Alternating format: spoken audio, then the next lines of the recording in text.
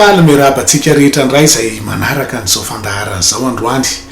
Mbola ny pasteur Mahery Razafindralamby ihany no mitondra ny fahasoavana ao tokantranonao androany ary ny fanahy masin'i Jesosy Kristy hatrany iny hikasika antsika indray hitondra fatakarana amin'ny tenin'Andriamanitra izay hoentina amintsika eto androany.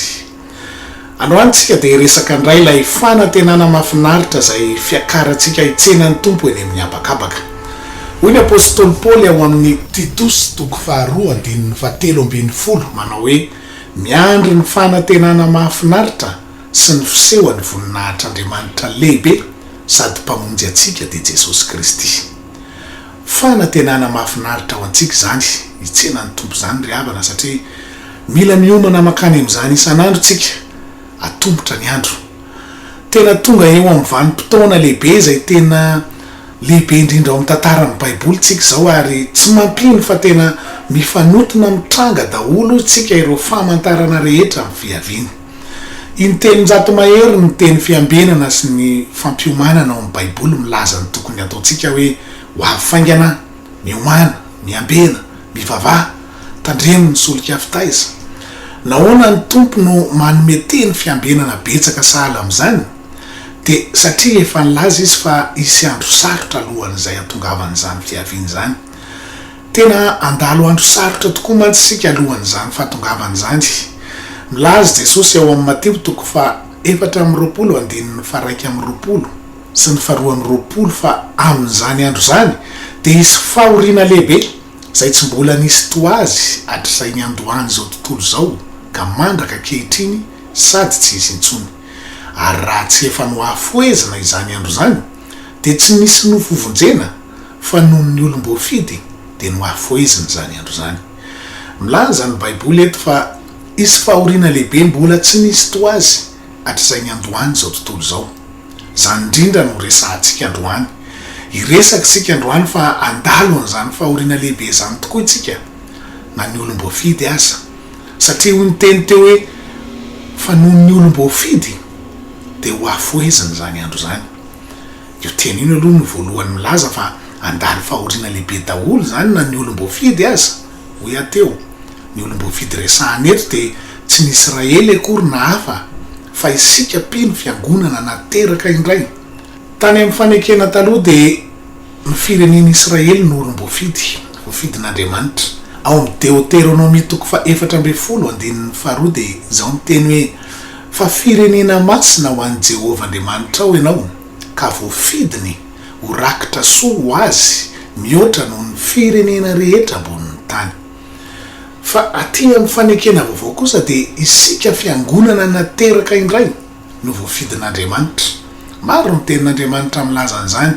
Raha jerentsika ny sasatsasany amin'ireo dia ao amin'ny Petera 1:2-7 ohatra dia hoy ny teny hoe fa ianareo kosa dia taranaka voafidy, fanjakam-pisorona, firenena masina, olona nalain'Andriamanitra ho an'ny tenany. Taranaka voafidy. Miresaka amin'ny fiangonana nateraka indray aty amin'ny fanekena vaovao Petera eto izay taranaka voafidy hoy izy. Ny Efesianina 1:1-7 dia milaza fa mbola tsy naorina akory ary izao tontolo izao dia efa voafidin'Andriamanitra meloa ny fiangonana nateraka indray. Hoy Paoly milaza azy hoe araka ny fidianany antsika tao aminy fony tsy mbola ary ny fanorenany izao tontolo izao mba ho masina sady tsy misy tsiny eo anatrehany isika. Milaza antsika fiangonana nateraka indray aty amin'ny fanekena vaovao izany isika izay ataon'ny Baiboly hoe olo-masina. Ny Romanina 1:17 dia milaza koa ny apôstôly Paoly fa na nofidiana aza ny firenen'i Israely tamin'ny fanekena taloha dia nesorona taminy izany fifidianana izany fa nanao zava-baovao Andriamanitra no amafiny ny fon'ny Israely fa nifidy ny jentilisa izy teo amin'ny toeran'i Israely. Nifidy asy anao izy. Mbola isika fiangonana nateraka indray ihany ireo olom-boafidy lazaina eto raha azonao tsara izany. Olona iteny hoe ahoana ary izay nitadiavin'i Israely dia tsy azony fa ny voafidy ihany no nahazo izany fa no amafina kosa ny foniny sisa. Hitantsika amin'izany fa ny fiangonana nateraka indray ihany no lazain'ny Baiboly foana hoe voafidy na olom-boafidy.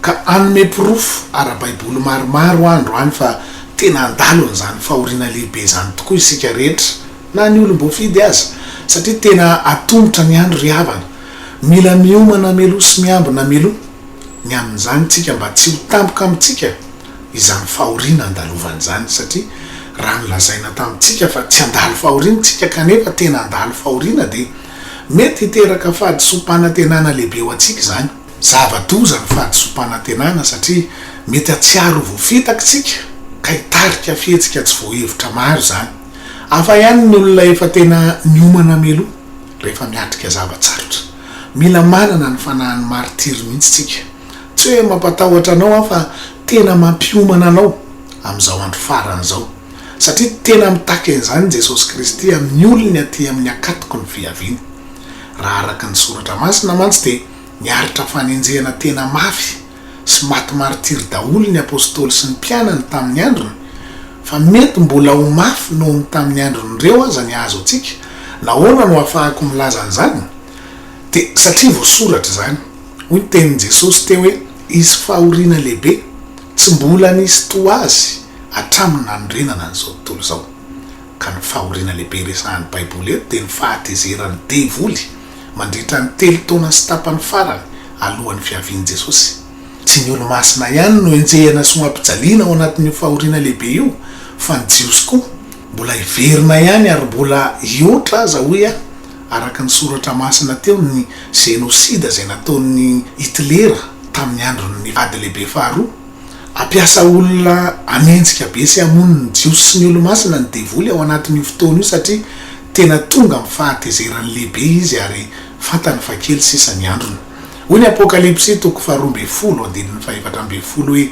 ary lay vehivavy nomena ny elatra roan'ny voromahery lehibe andinany ho any anefitra ho any amin'ny fitoerany izay hitezana azy fetrandro ray sy fetrandro roa ary atsasaky ny fetrandro mba tsy ho hitan'ilay mena rana izy efa hitantsika tany amin'ny lesona tany aloha fa ny elatra voromahery dia ny firenena amerikanina zay hiaro foana ny Israely satria ny vehivavy lazainy eto dia tsy iza fa ny foko ny Israely 12 milaza ny baiboly eto fa mbola hiaro ny Israely ihany ny elatra voromahery dia ny amerikanina zany ao anatin'izany fahoriana lehibe zany satria no hoe fetrandro ray sy fetrandro roa ary ny atsasaky ny fetrandro dia milaza ny vanim-potoana ny fahoriana lehibe 3 taona sy tapany io satria ny fetrandro ray dia heritaona ka ampiasa olona anenjika sy hamono ary ampijaly amin'ny fahatezerany lehibe ireo olo-masina sy ny jiosy isika teo ireo devoly ireo satria fantany fa ho avy Jesosy Kristy ka kely sisa ny androny hoy ny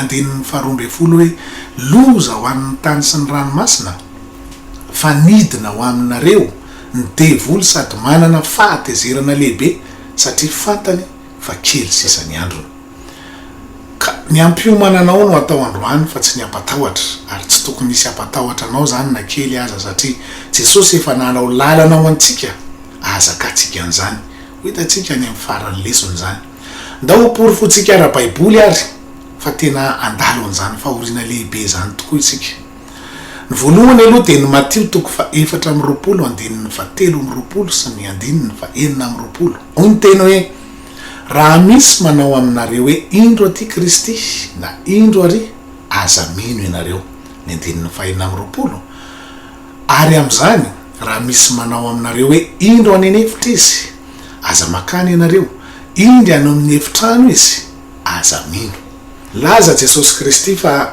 izy filazana betsaka alohan'ny tena hiaviny hoe efa tonga ty Kristy na efa tonga ry Kristy ary izy mpaminany sandoka betsaka raha teo io Jesosy ilaza fa izy no Kristy na Messia lor metraya any Londres ohatra dia milaza azy ho Messia zany torak'izany koa Moses en Afrique du Sud Henri Cristo any Brésil sy ny maro hafa eto amintsika koa azy efa misy efa tanteraka io tenin'i Jesosy io dia manohy ny tenin'Andriamanitra ao amin'ny 7:20 hoe fa tahaky ny elatra avy any antsinanana ka hitatrany indrefana dia ho tahaky izany ny fiavin'ny zanak'olona rehefa vakiana tsara ireo tenin'ireo dia te ampitandrina meloha Jesosy fa tokana ihany ny fiaviny ary hita avy any antsinanana ka hatrany andrefana izany hoe hita ny maso rehetra ny dikany amin'ny teny frantsay hoe spectaculaire raha misy zany filazana ny fiaviny hafa akoatran'izay voalazay arak'ilay andininy 7 sy 9 teo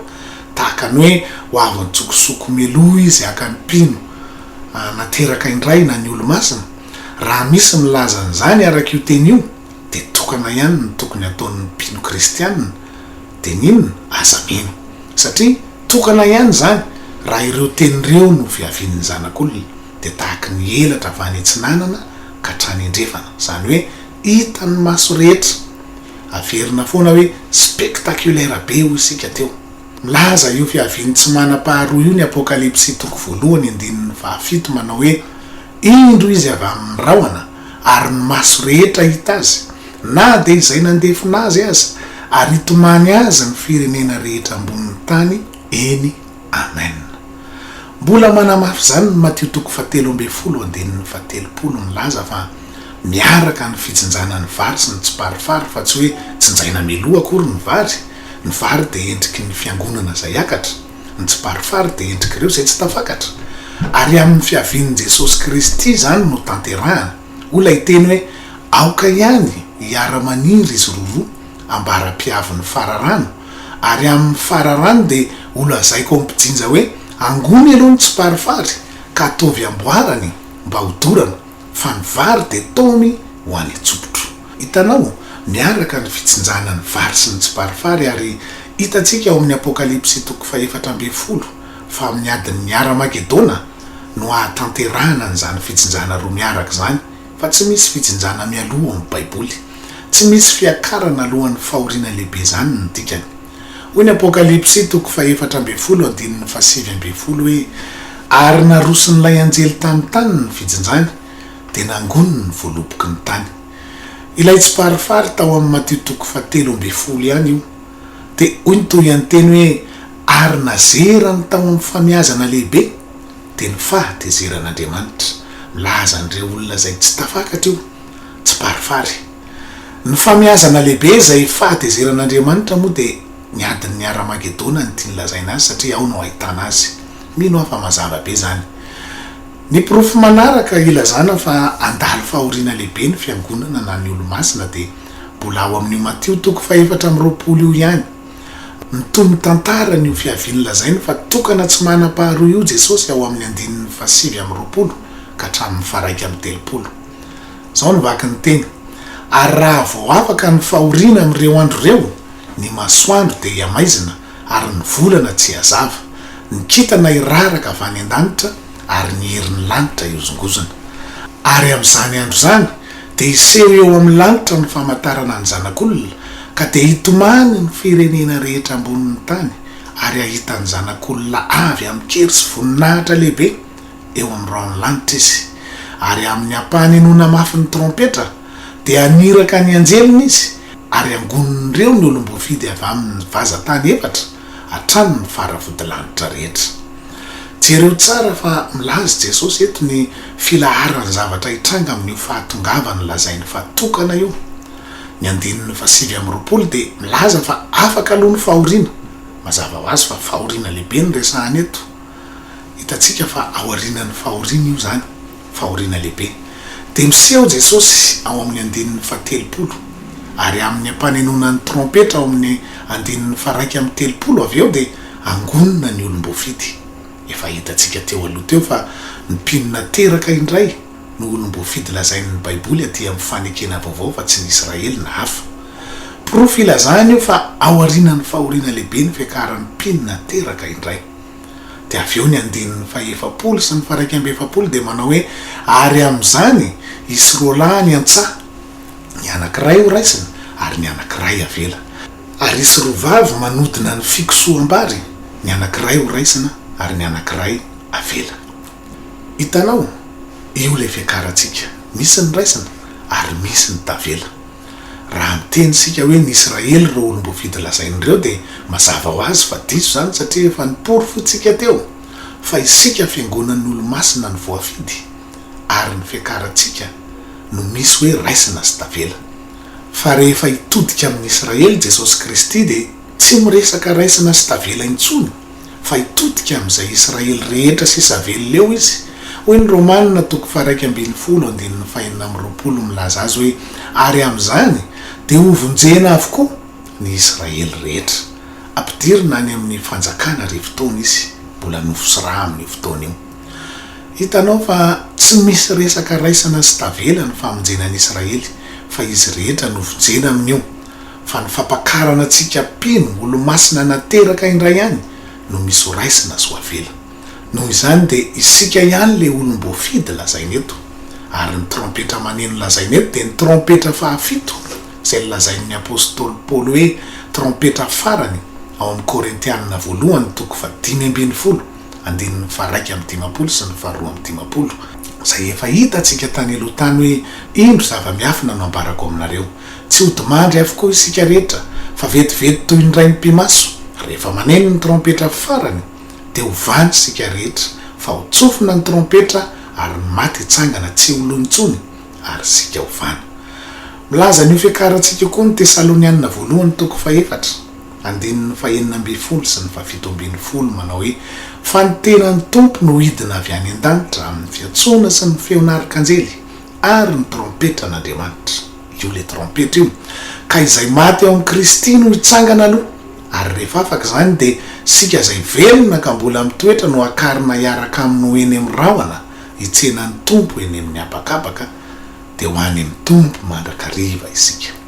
Milaza ny ampanenona ny trompetra ekarantsika io zay trompetra fahafito trompetra farany zay lazain'ny Matio toko 4:20 andininy 1:30 teo hoe rehefa afaka ny fahoriana amin'ireo andreo de hoy ny andininy 30 teo hoe de iseho eo amin'ny lanitra ny famantarana ny zanak'olona de ny andininy 1:30 ary amin'ny ampanenona mafy ny trompetra io le trompetra farany na trompetra fahafito de aniraka ny anjelina izy ary angoniny ireo olom-boafidy avy amin'ny vazatany efatra hatramin'ny faravodilanitra rehetra.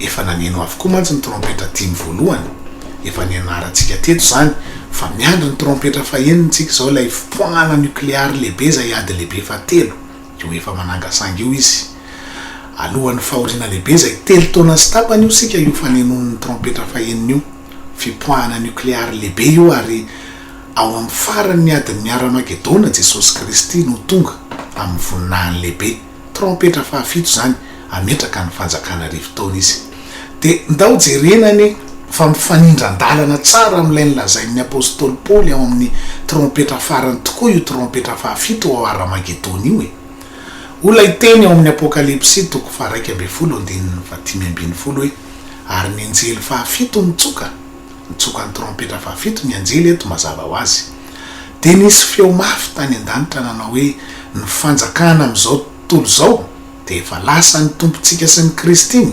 ary izy no anjaka mandrakizay hitantsika fa mametraka ny fanjakana zay fanjakana rivotaona Jesosy eto zay iarahantsika manaiky fa ao aorianany fahoriana lehibe zany satria ao amin'ny adin'ny Armagedona io. Andininy 7:20 ary tezitra ny firenena maro io de milaza ny fahatezeran'ny devolony lazaintsika tany aloha hoe ampiasa an'ireo firenena maro anafika ny Jerosalema amin'ny adin'ny Armagedona ary tonga ny fahatezeranao sy ny fotoana hitsarana ny maty tsy piatsika kely le hoe hitsarana ny maty sy ny fanomezana valipity ny mpaminany mpanomponao sy ny olo-masina ary zay matahotra ny anaranao na kely na lehibe mariatsika sy tsy piatsika tsara koa le hoe fanomezana valipity ny olo-masina mpanomponao. Milaza ny teny eto fa isy fitsarana ny maty sy valipity ho an'ny olo-masina amin'ny fiavian'i Jesosy Kristy. Fitsarana ny maty sy valipity ho an'ny olo-masina zany. Ny fitsarana ny maty amin'ny fiavian'i Jesosy de lay nilazain'ny apôstôly Paoly tao amin'ny Tesalonianina voalohany toko 4 andininy 9:20 ihany hoe fa ny tenan'ny tompo no hidina avy any an-danitra amin'ny fiantsoana sy ny feon'arkanjely ary ny trompetra an'Andriamanitra ka zay maty ao amin'ny Kristy no hitsangana aloha. Ino fitsarana ny maty lazain'ny apôstôly Jaona eto satria mazava be fa ny fitsarana ny maty eto de zay maty ao amin'ny Kristy no hitsangana aloha hoy ny apôstôly Paoly teo. Ny maty tsy tao amin'ny Kristy zany de tsy mbola hitsangana aloha fa mbola mitoetra ihany izy any amin'izay misy azy ihany fitsarana ny maty zany de hoy toy ihany teny hoe ary rehefa afaka zany de isika zay velona ka mbola mitoetra no akarina iaraka aminy no eny amin'ny rahona hitsenan'ny tompo eny amin'ny abakabaka de ho any amin'ny tompo mandrakariva isika.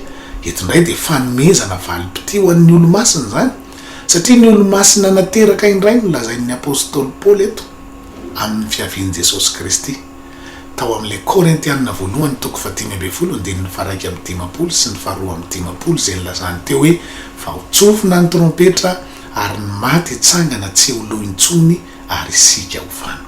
Hitantsika fa ny maty hitsangana tsy lo intsony de fitsarana ny maty ihany koa zany ary ny teny hoe ary isika ho vana de milaza valim-pity ho an'ny olona masina zay ho vana ao anatin'ny ray mpimasy ho ampakarina. Valim-pity homen'ny tompo azy ireo zany mba hitsena azy eny amin'ny abakabaka izy. Ho fehany de ilay trompetra zay fiavian'i Jesosy ao amin'ny Aramagedona ny trompetra farany lazain'ny apôstôly Paoly amin'ny fiakaran'ny Mpino ao amin'ny Tesalonianina sy ao amin'ny Korintianina io. Tsy misy trompetra hafa ao amin'ny Baiboly ankoatran'ny trompetra fahafito ka milaza ny fiavian'i Jesosy Kristy. Fa ny trompetra fahafito zay fiaviany ao Aramagedona aorianan'ny fahoriana ihany zay lazain'ny apôstôly Jauna no trompetra farany fiakaran'ny Mpino lazain'ny apôstôly Paoly. Mbola manamafy an'izany jerentsika manaraka de samy manaiky tsika rehetra fa io fiakaran'ny Mpino io ny atao hoe fitsanganana voalohany. Ka raha lazaintsika fa alohan'ny fahoriana ny fitsanganana voalohany de lasa misy fifanoherana ao amin'ny Baiboly satria ny Apokalipsy toko 20 andininy 4 sy ny 5 de miresaka n'io fitsanganana voalohany io zay milaza hoe ary nahita seza fiandrianana maro ary nisy mipetraka teo amboniny ary nomena fahefana itsara izy ary hitako koa ny fanahan'izay nitapahan-doha noho ny filazanan'i Jesosy filazantsara io sy ny tenin'Andriamanitra sy izay rehetra tsy niankohaka teo anoloan'ny bibidina teo anoloan'ny sariny ary tsy nandray marika ho eo amin'ny andriny na eo amin'ny tanany ary velona izy ka niara-nanjaka tamin'i Kristy arivo-taona. De misy teny ao amin'ny tapany faharoa avy eo amin'ny 15 hoe izany no fitsanganana voalohany. Milaza ny Baiboly eto fa aoriana ny fahoriana lehibe ny fitsanganana voalohany satria olona ny tapahan-doha sy niaritra tsy nandray ny mariky ny bibidisy tsy niankohaka teo amin'ny sariny no lazain'ny Baiboly eto fa hiara-njaka amin'i Jesosy Kristy arivo-taona ary zany ny fitsanganana voalohany. Mazava be zany fa ny fiavian'i Jesosy Kristy ametraka ny fanjakana arivo-taona zany no ampakarana ny Mpino olo-masina zay fitsanganana voalohany. Zany hoe aoriana ny fahoriana lehibe amin'ny farany ny adin'ny Aramagedona. Ny tiana lazaina amintsika ry havana de mila fantatsika zany fampianarana zany mba hiomanantsika satria Josefa ohatra de nampahafantarin'Andriamanitra fa handalo fotoan-tsarotra na mosary 7 taona izy de niomana 7 taona meloha mba havitany an'izany mosary 7 taona zany. Ka isika koa de toy zany tokony ho fantatsika meloha fa handalo an'izany fahoriana lehibe zany tsika zay fotoan-tsarotra de sarotra 3 taona sy tapany mba hiomanantsika meloha na ara-nofo zany na ara-panahy. Baiboly de milaza fa isy famonoana sy fampijaliana ny olo-masina zany fotoana zany zay ataon'ilay antikristy. Daniel toko 7 andininy 15 de milaza fa ampahory ny olo-masina ny avo indrindra izy. Ny Apokalipsy toko 7 andininy 7 de milaza hoe navela iady tamin'ny olo-masina izy ka naharesy azy. Ny fiangonana zay ho ampiakarina ny olo-masina resahany eto fa tsy hafa akory araka ireo porofo ny lazaintsika teo aloha teo.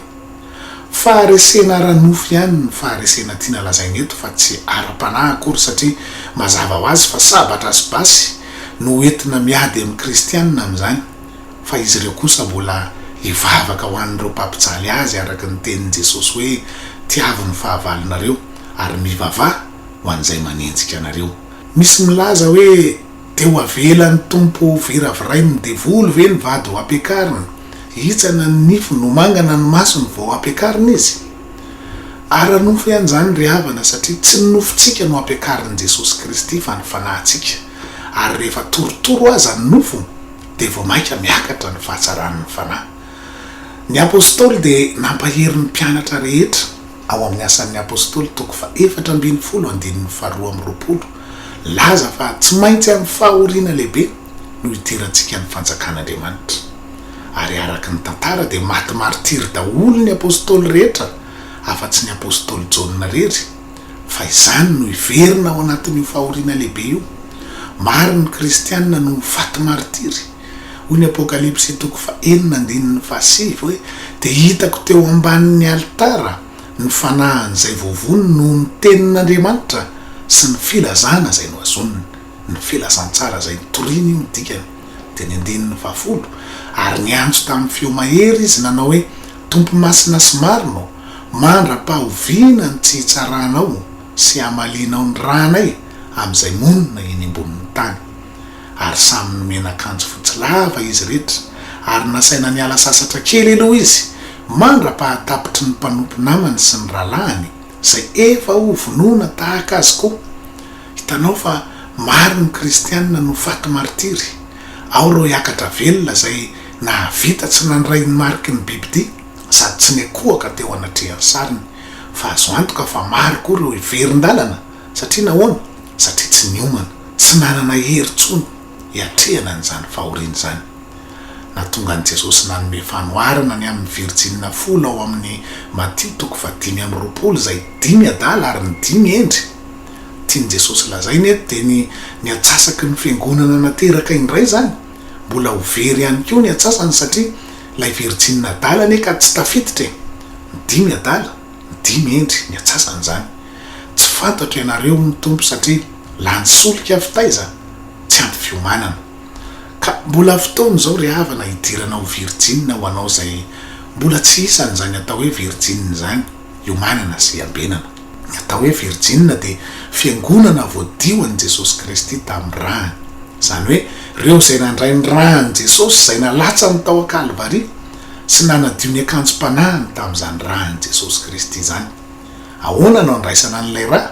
Hoy ny Jauna 1:5-9 hoe izy ilay avy tamin'ny rano sy ny rà dia Jesosy Kristy, tsy tamin'ny rano ihany fa tamin'ny rano sy ny rà, ary ny fanahy manambara satria ny fanahy ny fahamarinana. Fa misy telo izay manambara dia ny fanahy sy ny rano ary ny rà, ary mifanaraka tsara izy telo. Misy telo izay manambara an' Jesosy ny teny ny rà, ny rano ary ny fanahy, ary mifanaraka tsara izy telo.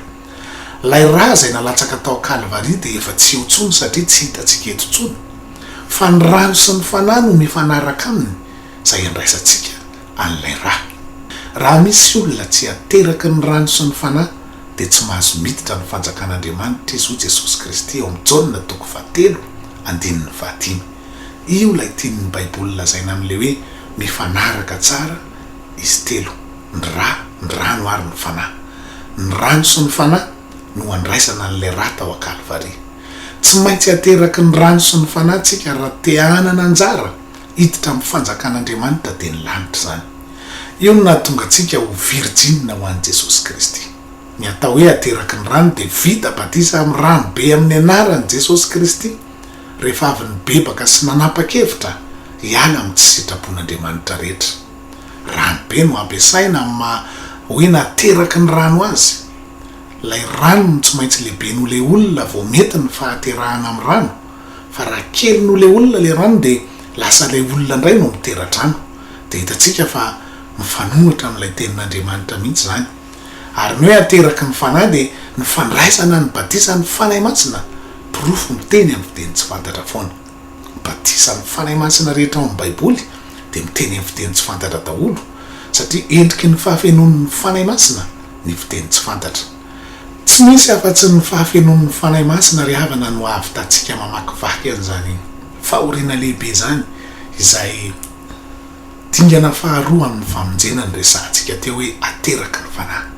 Isaky ny fenon'ny fanahy masina tsika dia matanjaka sy mahery ny fanahintsika, ary izany no ny aretan'ireo mpianatry ny apôstôly, ny fanenjehana sy ny fampijalijaliana ary ny famonoana azy. Hoy ny Jauna 1:4-7 hoe tsy manatahotra ny fitiavana, fa ny fitiavana tanteraka mandroaka ny tahotra, fa mampahory ny tahotra, fa izay matahotra dia tsy mbola tanteraka amin'ny fitiavana. Ny fiboiboikan'ny fitiavana agaben'Andriamanitra no ahavitantsika avy ao anatintsika mamakivaky an'izany fahoriana lehibe izany satria ny vokatry ny fanahy de fitiavana ho ny galatianina toko 5:22. Rehefa feno ny fanahy masina mitobatombaka amin'ny alalan'ny fiteny tsy fantatritsika de iboiboika avy ao amintsika ny fitiavana zay vokatry ny fanahy mitondra hero antsika andresetsika zany rehetra izany. Izany no fandraisana ny filazantsara famonjenantsika zay efa hitatsika tany aloha foana ary averintsika foana isaky ny farany fandaharana.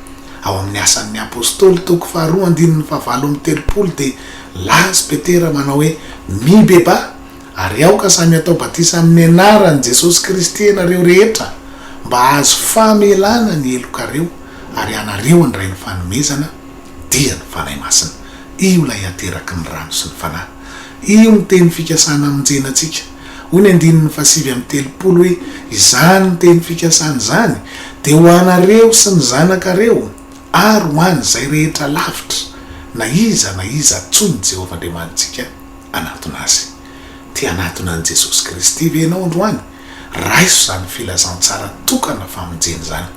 Fa rehefa tonga Jesosy de hoy ny Tesalonianina 2:7-7 hoe raha iseho Jesosy tompo avy any an-danitra mba amin'ny anjeliny heriny amin'ny afo midedadeda amaly zay tsy mahalala an'Andriamanitra sy tsy nanaiky ny filazantsara ny Jesosy tompontsika.